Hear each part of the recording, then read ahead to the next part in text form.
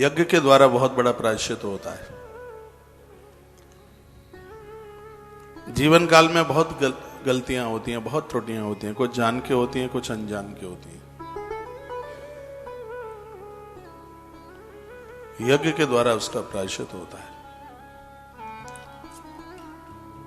विवाह पद्धति ने कहा है, कल सप्तपदी आप सुन रहे थे,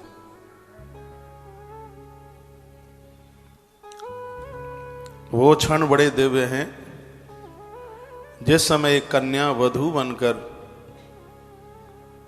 और वो मांग में सिंदूर भरती है,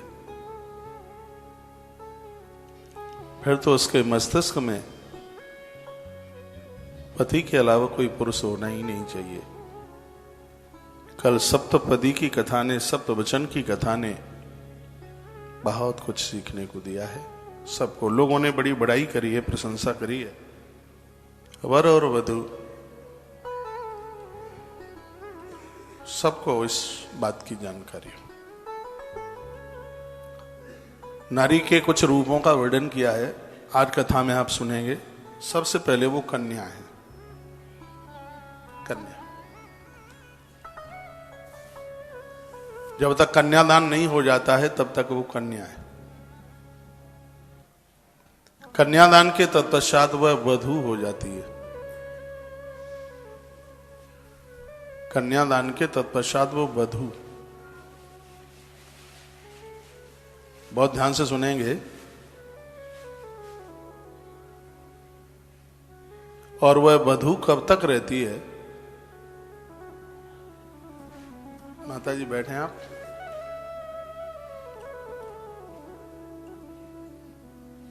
वो तब तक वधू है जब वो ससुराल में पहुंचती है। भामर पड़ी है उस दिन से लेकर के 4 दिन तक उसको वधू की श्रेणी में लिया जाता है। और उसके तत्पश्चात पति पत्नी के मिलन में, संयोग में उसका मिलना तब होता है जब वो भार्या बनती है, स्त्री बनती है। फेरे पड़ने पर वह पत्नी बनती है। कन्यादान के तत्पश्चात वह वधू बनती है। फेरे पड़ जाते हैं, 7 फेरे, वो पत्नी हो जाती है। लेकिन जब वो भार्या बनती है तब स्त्री पुरुष का संबंध, गहरा संबंध दोनों का अपने आप में होता है। ये आज की ऐसी जो अद्भुत कथा है वो उसको आप बहुत विस्तार पूर्वक सुनेंगे, इसलिए आज की कथा मन छोड़ देना। थोड़ा बेस कम करके वॉल्यूम, मैं आगे की तरफ ग्रंथ को लेके चल रहा हूं। एक बार जयकारा लगाइए, बोले बांके बिहारी लाल की जय, श्री हनुमंत बलवंत महाराज की जय, जय जय श्री राधे, जय जय श्री राम, जय जय श्री राम। एक पालीवाल नाम के ब्राह्मण भगवान श्री कृष्ण के पास रुक्मिणी मंगल सुन रहे हैं आप। श्री द्वारका जी में आए। एवं संपृष्ट संप्रश्नो ब्राह्मणा परमेष्ठिना लीला गृहीत देहेन तस्मै सर्वमवर्णयत्। आज कथा को चौथा दिन है। यदि यह कथा 15 दिन भी चले तो रुक्मिणी मंगल विस्तार से पूरा नहीं हो पाएगा। तो रुक्मिणी मंगल के लिए 1 महीना, 1 महीने में लगेगा कि हाँ कुछ कथा हुई है। ऐसी अद्भुत कथा है। माता रुक्मिणी को केंद्र में बिठा करके मेरी व्यासपीठ ने भाई बहनों को, बच्चों को कुछ संदेश दिया है। और यदि इस संदेश के ऊपर आज का युवान चले तो परमात्मा संतान के रूप में धरती पर उतर के आ जाएगा, यदि इस नियमों का पालन किया जाए। ये धुआं हो रहा है, दिख रहा है?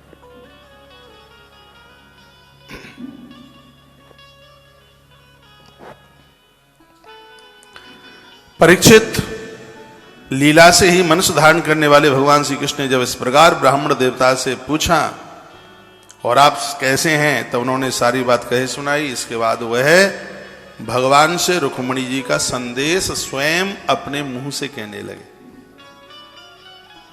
यहां पर कृष्ण श्रोता बने हैं और ब्राह्मण वक्ता है। रुक्मिणी भक्ति है, कथाओं को सुनोगे तो भक्ति तो प्राप्त हो ही जाएगी। कथा सुनने से भक्ति मिलती है। भगवान आसन लगा करके बैठे थे और ब्राह्मण देवता ने 7 श्लोकों में संपूर्ण कथा सुना डाली।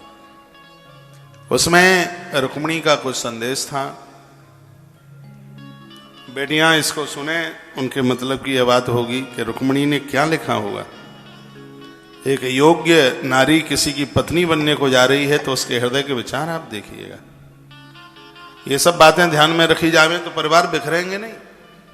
आप ये मन सोचिएगा कि ये सब धर्म नारी के ही हैं और उसके भी धर्म है। नारी गलती कम करती है, पुरुष गलती ज्यादा करते हैं और परिवार बिखर रहे हैं बहुत ज्यादा। नारी की गलतियां ध्यान में आती हैं लेकिन इन मर्दों की गलतियां ध्यान में नहीं आती। नारी एक रात के लिए कहीं और रिश्तेदारी में भी रह करके आ जाए तो अड़ोसी पड़ोसी सब परिवार खानदान के सब उंगली उठाएंगे। लेकिन ये मर्द लोग चाहे जैसे मटर गश्ती करते रहें, इनके ऊपर तो कोई अंकुश लगाने वाला है नहीं। लेकिन हमारे ग्रंथों में इस विवाह पद्धति ने बहुत सजग किया है, बहुत सावधान किया है। जीवन देवताओं का जीवन जीने की जरूरत है। कल की जो कथा थी, हम और आचार्य जी राममोहन शास्त्री जी साथ साथ में थे।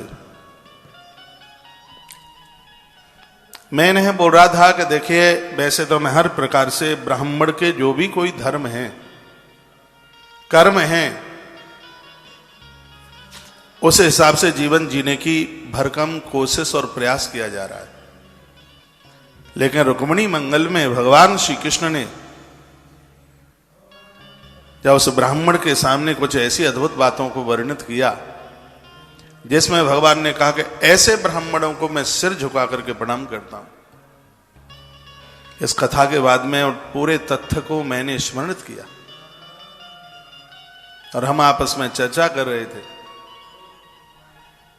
मेरा ड्राइवर मेरी तरफ देख रहा था, हम गाड़ी में थे।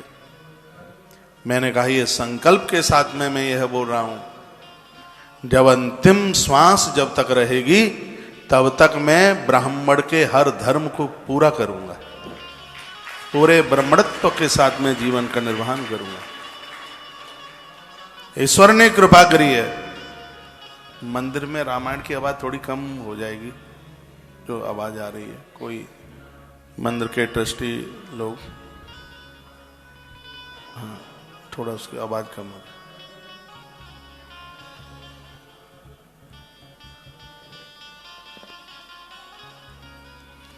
बोलिए बांके बिहारी लाल की जय, श्री हनुमान जी महाराज की जय। आइए 7 श्लोक माता रुक्मिणी ने जो लिखे थे और इस ब्राह्मण देवता ने जो भगवान को सुनाए हैं वो बड़े अद्भुत थे।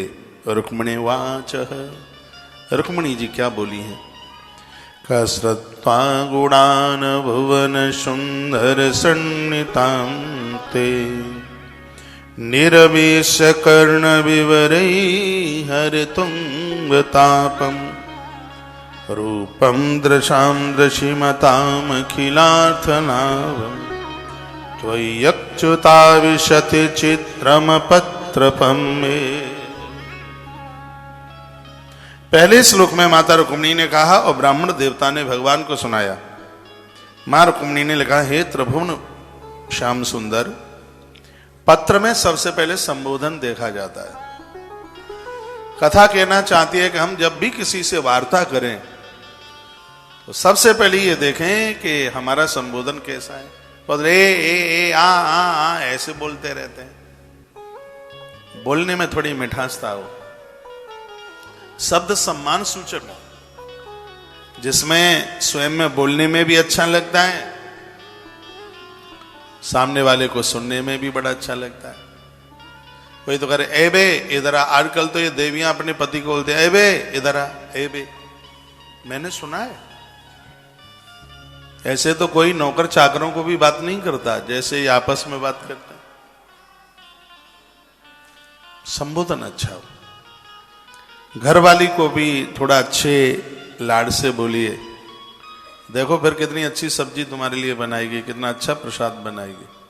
सम्मान तो सबको चाहिए। तो माता रुक्मिणी ने जो बोला है उसमें सबसे पहले संबोधन है। आप सोचें क्या इतने सुंदर संबोधन के साथ आप अपने पति को बोलती हैं? संबोधन है, हे भुवन श्याम सुंदर, हे मेरे प्यारे श्याम सुंदर, हे मेरे प्रियतम, हे मेरे प्रभु। ये शब्द थे माता रुक्मिणी के।